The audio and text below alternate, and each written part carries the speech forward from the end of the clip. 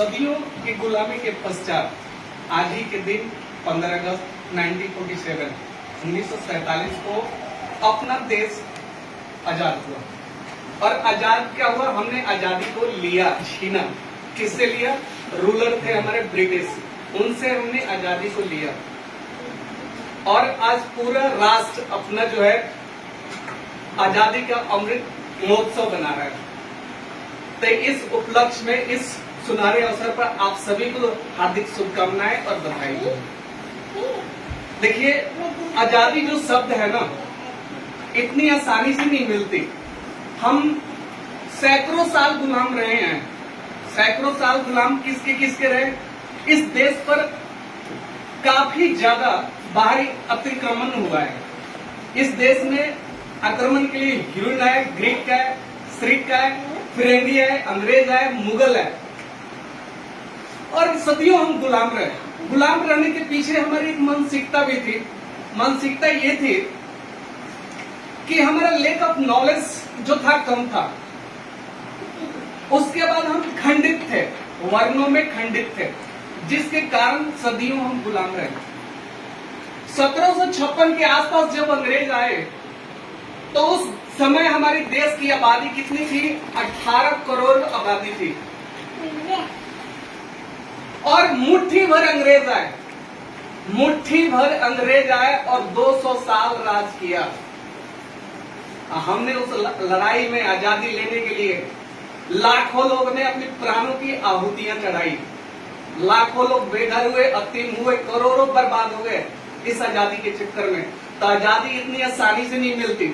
सबसे पहले आप एक बात दिमाग में रख लीजिए, अब सारे इंजीनियर्स बैठे हुए हैं, अच्छे लोग मिले होंगे, तो हम आजाद हैं, ये सबसे अच्छी बात है।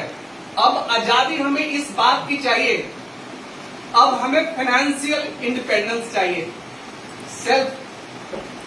सेल्फ कॉन्फिडेंस हमें चाहिए। आज का जो सिनेरियो परिदृश्य जो है एंटरप्रेन्योरशिप का है, और तभी वो आएगी जब हम लर्न टू लीड का प्रोसेस सीखेंगे। लर्न टू लीड का प्रोसेस सीखेंगे।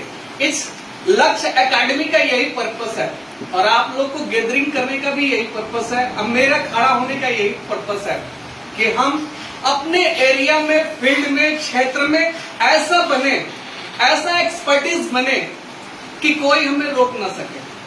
तो इस इंस्टीट्यूशंस का, संस्था का एक ही पर्पस है कि आपको फ्रीडम ऑफ टाइम मिले, आप अपने क्षेत्र में लीड कर सको, और फाइनेंशियल चीजों से आप फ्री हो जाओ।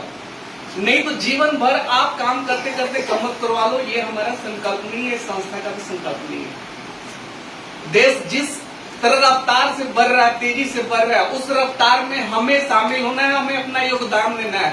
उसके लिए सबसे ज्यादा इंपॉर्टेंट ये है हमारा लर्निंग। लर्निंग हमारा इंक्रीज होगी तभी हमारा वैल्यूज जो है बढ़ेगा। Without learning you can't lead,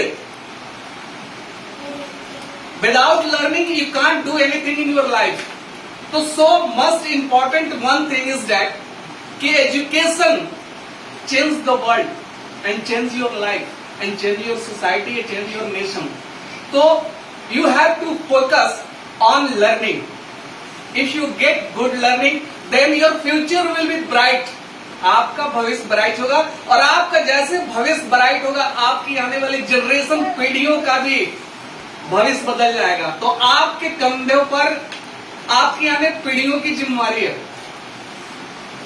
तो शिक्षा जरूरी है, और इस संस्था का एक ही पर्पस है। पर्पस का मैं आपको एक छोटा सा बात बता रहा हूँ। एक अच्छे मूर्तिकार थे, शिल्पकार थे, उनसे पूछा गया आप कैसे मूर्तियां अच्छी अच्छी बना लेते हो, आप बहुत ज्यादा प्रसिद्ध हो विश्व में। तो उन्होंने कहा कि मूर्तियां तो ऑलरेडी पत्थर में रहते ही हैं, बस मैं जो एक्स्ट्रा पत्थर होते हैं उस पर से हटा देता हूँ, अब मूर्तियां अपने रूप में आ जाती हैं। तो यही इस संस्था का काम है, हम उन पत्थरों को हटा रहे हैं और आपको निखारने का कोशिश कर रहे हैं। इस संस्था का एक ही ऑब्जेक्टिव है कि आप अपने नॉलेज को एक्सपेंड करो, टेस्ट करो, अप्लाई करो, और जीवन में बहुत ज्यादा तरक्की करो। इसलिए संस्था का निर्माण किया गया है, और आप लोग को सहयोग से, आप लोग की मदद से, आप लोग की अच्छा फील्ड में अच्छा करने से हमारी नाम होगी और हम लोग आगे बढ़ेंगे इसी तरह से। तो लर्निंग इज सो इम्पोर्टेंट। सो आप सभी को एक बार फिर मैं कहूंगा कि संस्था में ज्यादा से ज्यादा बच्चों को लाइए और उनकी फ्यूचर बनाइए, क्योंकि विदाउट एजुकेशन हम कुछ भी करने वाले नहीं है, हमारी वैल्यू बढ़ने वाली नहीं है। ठीक है, आप सभी ने मुझे 2 मिनट का समय दिया, उसके लिए धन्यवाद।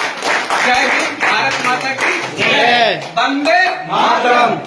धन्यवाद।